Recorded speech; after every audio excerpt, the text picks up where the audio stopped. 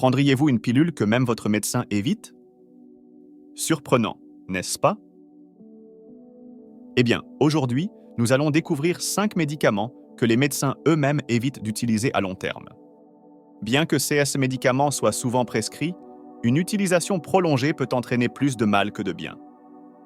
Je vais vous présenter 5 types de médicaments qui, à mon avis, devraient être évités sur une longue période. Lorsque vous vous retrouvez sous traitement médicamenteux pendant une longue durée, cela signale généralement un problème chronique. Et simplement masquer les symptômes sans s'attaquer à la cause profonde n'est pas la meilleure stratégie. Certes, le soulagement temporaire est important pour réduire le stress et améliorer la qualité de vie, mais rester sous traitement trop longtemps sans résoudre le problème sous-jacent peut être risqué. Alors, explorons 5 médicaments que les médecins préfèrent éviter à long terme. Commençons. Numéro 1. Les antidouleurs, en particulier les anti-inflammatoires non stéroïdiens, AINS. En tête de liste, on trouve les AINS, un groupe d'analgésiques parmi les médicaments les plus utilisés au monde. Vous avez probablement entendu parler des plus courants, comme le Loxonine, le Voltaren, le diclofenac et l'ibuprofène, dont beaucoup peuvent être obtenus sans ordonnance. Mais voici le problème. Bien qu'efficace à court terme, une utilisation prolongée des AINS comporte des risques significatifs, en particulier pour le cœur. Des recherches menées à grande échelle montrent qu'une utilisation prolongée peut augmenter le risque d'insuffisance cardiaque d'environ 20%. Plus la dose est élevée et plus vous les prenez longtemps, plus le risque est grand.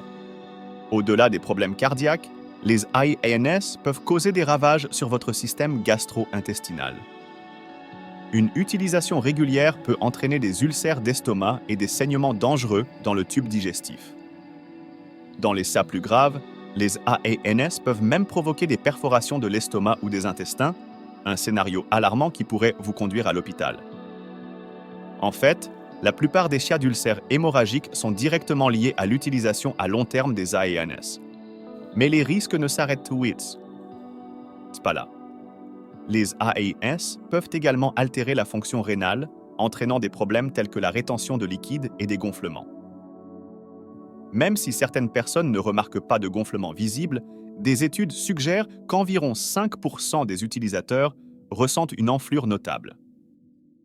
Il est donc crucial de traiter la cause profonde de la douleur, qu'il s'agisse d'un problème de dos persistant ou d'un problème de genou, plutôt que de compter indéfiniment sur ces médicaments. En plus des préoccupations cardiaques, gastro-intestinales et rénales, il existe également un risque d'autres effets secondaires tels que des vertiges, des maux de tête et des réactions allergiques.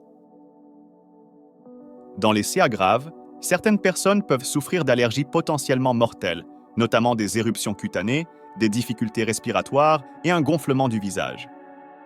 Bien que les AINS excellent dans le soulagement de la douleur et de l'inflammation, ils ne s'attaquent pas à la véritable source du problème. C'est pourquoi il est si important de consulter un médecin pour diagnostiquer et traiter la cause sous-jacente de la douleur plutôt que de se contenter de masquer les symptômes avec des médicaments.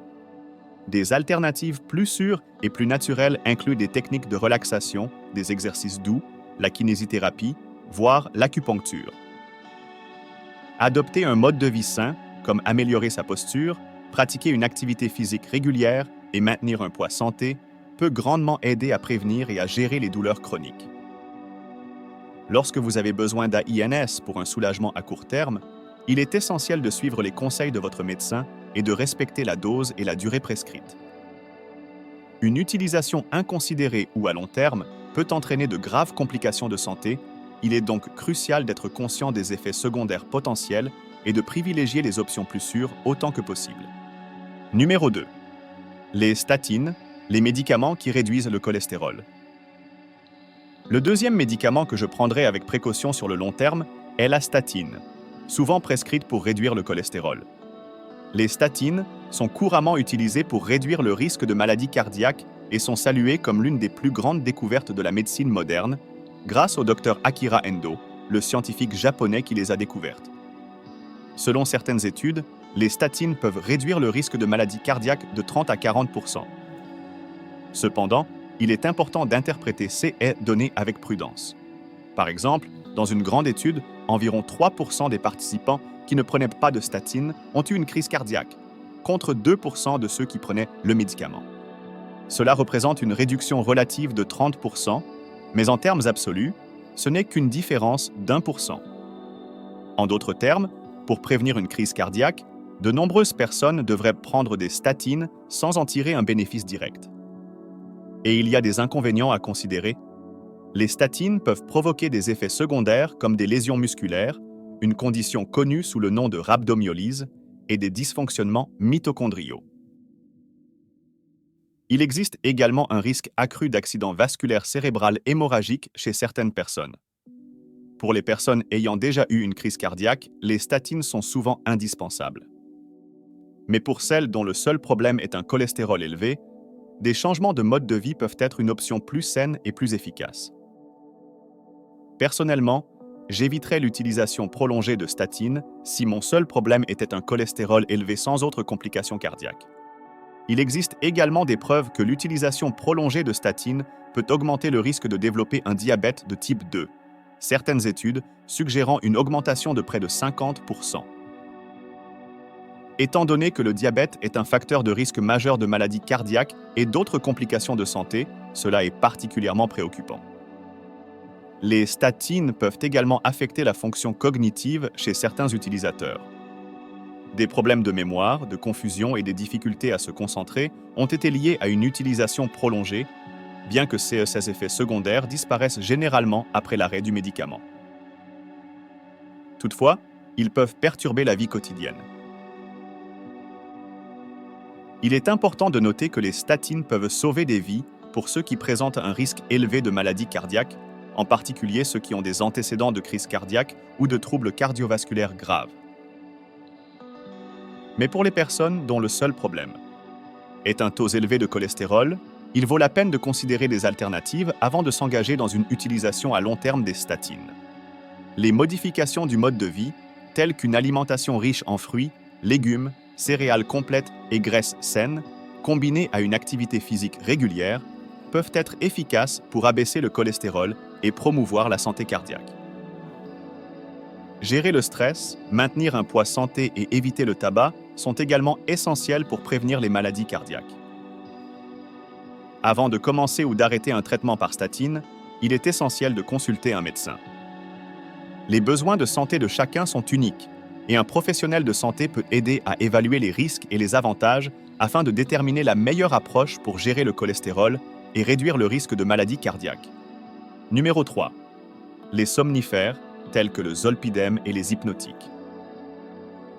Le troisième médicament que j'éviterai à long terme est le somnifère, en particulier le zolpidem, que vous connaissez peut-être sous les noms de marques Stilnox ou Ambien. Ces médicaments sont souvent prescrits pour lutter contre l'insomnie en raison de leur action rapide et de leurs effets de courte durée. Cependant, compter sur le zolpidem sur une longue période entraîne plusieurs risques, notamment des vertiges, de la somnolence diurne et des comportements anormaux, comme tenir des conversations incohérentes ou oublier des événements.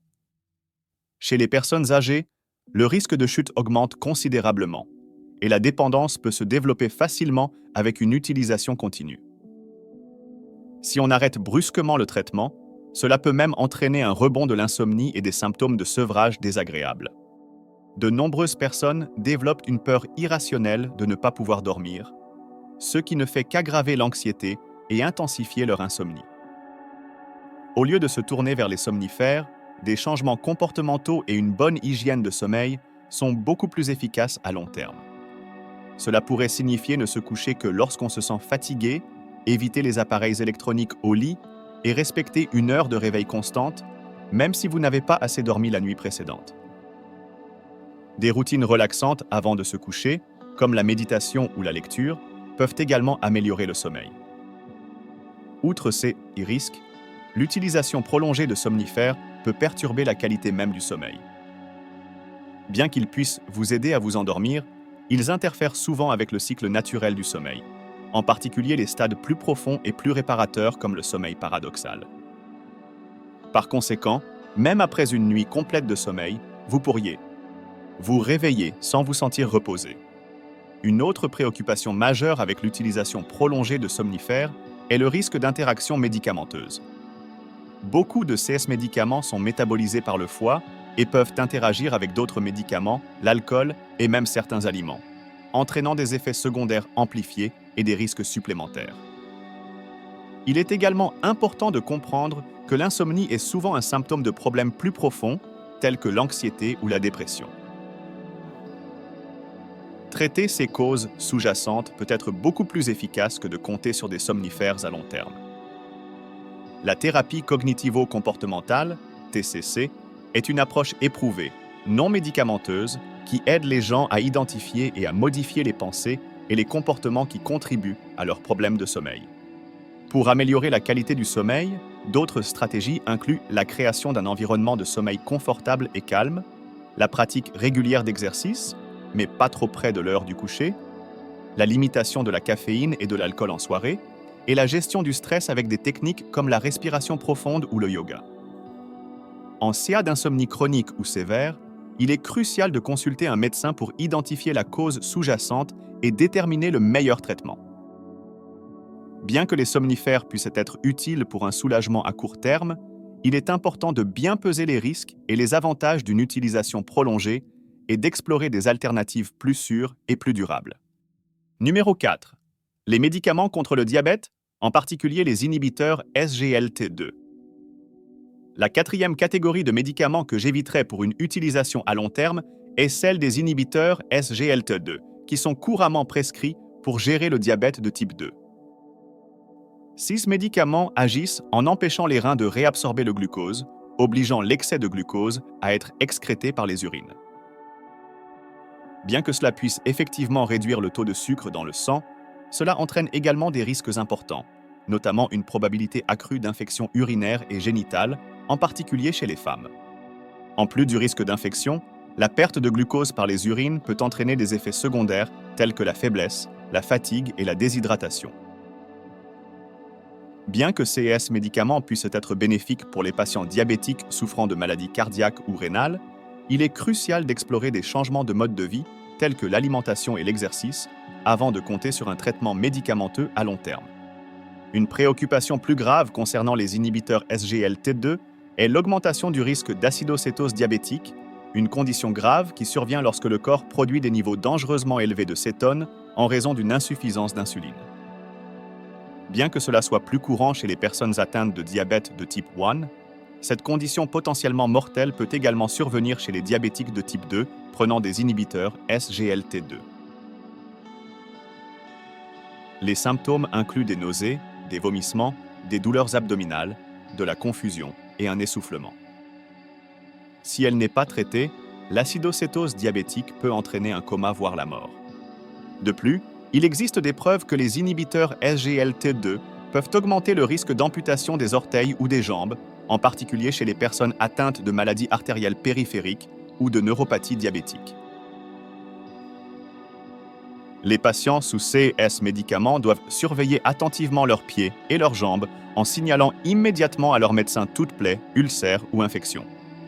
Il est essentiel de se rappeler que, pour de nombreuses personnes atteintes de diabète de type 2, des changements de mode de vie tels que l'adoption d'une alimentation saine, la pratique régulière d'exercice et le maintien d'un poids santé peuvent suffire à gérer le taux de sucre dans le sang. Même une perte de poids modeste peut considérablement améliorer la sensibilité à l'insuline, réduisant ou même éliminant le besoin de médicaments. Lorsque les changements de mode de vie ne suffisent pas à contrôler le taux de sucre dans le sang, d'autres médicaments, tels que la metformine, sont souvent envisagés avant de recourir aux inhibiteurs SGLT2.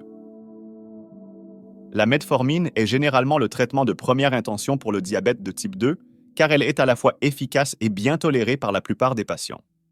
Si les inhibiteurs SGLT2 sont nécessaires, il est crucial que les patients soient étroitement surveillés pour les effets secondaires ou complications. Cela inclut de rester bien hydraté pour prévenir la déshydratation et de signaler immédiatement tout signe d'infection urinaire ou génitale, d'acidocétose diabétique ou de problèmes aux pieds et aux jambes à leurs prestataires de soins de santé. Numéro 5. Les inhibiteurs de la pompe à protons, IPP, les réducteurs d'acide gastrique. Enfin, nous avons les inhibiteurs de la pompe à protons, IPP, tels que l'oméprazole, couramment prescrit pour traiter le reflux acide et les ulcères d'estomac. Ces médicaments agissent en réduisant la production d'acide dans l'estomac, ce qui aide à soulager les symptômes de reflux et permet aux ulcères de guérir. Cependant, une utilisation à long terme des IPP présente plusieurs risques préoccupants. L'utilisation prolongée a été associée à une carence en vitamine B12, à une mauvaise absorption du magnésium, du calcium et du fer, à un risque accru de pneumonie, d'ostéoporose et même de cancer gastrique. Un autre inconvénient des IPP est qu'ils peuvent affaiblir les mécanismes de défense naturelle de l'estomac, permettant aux bactéries et agents pathogènes nuisibles d'envahir plus facilement le système digestif. Fait intéressant, certaines études suggèrent que boire régulièrement de l'eau peut offrir un soulagement temporaire du reflux acide, semblable à ceux que vous ressentiriez avec des médicaments. Donc, au lieu de dépendre des IPP à long terme, il vaut la peine de s'attaquer à la cause profonde du reflux, qui est souvent liée à des problèmes tels que l'excès de poids ou de mauvaises habitudes alimentaires. Pour de nombreuses personnes, des ajustements de mode de vie tels que la perte de poids et l'amélioration de leur alimentation peuvent être tout aussi efficaces pour gérer les symptômes de reflux que les médicaments. Une autre préoccupation majeure liée à l'utilisation prolongée des IPP est le risque d'interaction médicamenteuse. Les IPP peuvent interférer avec l'absorption et l'efficacité d'autres médicaments, y compris les anticoagulants, les antidépresseurs et les traitements pour l'ostéoporose. Dans certains CA, cela peut entraîner des complications graves, voire mortelles, en particulier chez les patients âgés ou ceux souffrant de multiples problèmes de santé. En outre, des recherches suggèrent que l'utilisation prolongée des IPP peut augmenter le risque d'infection par le Clostridium difficile, une bactérie responsable de diarrhées graves et potentiellement mortelles. Cela se produit parce que les IPP modifient l'équilibre des bactéries dans le tractus digestif, créant un environnement plus favorable à la prolifération de bactéries nuisibles. Il est essentiel de noter que, bien que les IPP soient nécessaires dans certaines conditions, telles que les ulcères d'estomac ou l'œsophagite érosive, ils ne devraient pas être utilisés indéfiniment sans surveillance médicale. Si les symptômes de reflux persistent malgré les changements de mode de vie, d'autres traitements tels que les antagonistes des récepteurs A2, comme la famotidine, ou les antiacides, pourraient être envisagés avant de se tourner vers les IPP. Si l'utilisation des IPP est nécessaire, il est crucial que les patients soient étroitement surveillés et que la posologie et la durée du traitement soient minimisées. L'arrêt brusque des IPP peut entraîner un effet rebond, provoquant une surproduction d'acide gastrique et une aggravation des symptômes de reflux. Toute modification du traitement médicamenteux doit donc se faire sous la supervision d'un médecin. Conclusion. En conclusion, s'attaquer aux causes profondes des problèmes de santé est toujours une meilleure solution à long terme que de simplement masquer les symptômes avec des médicaments. Bien que les médicaments soient parfois nécessaires, comme pour ceux en convalescence après une crise cardiaque ou face à des risques graves tels que l'insuffisance rénale, les changements de mode de vie sont souvent le moyen le plus durable d'améliorer la santé. J'espère que vous avez trouvé cette discussion utile. Si vous avez apprécié la vidéo, merci de mettre un pouce en l'air et de vous abonner à la chaîne pour plus de contenu comme celui-ci.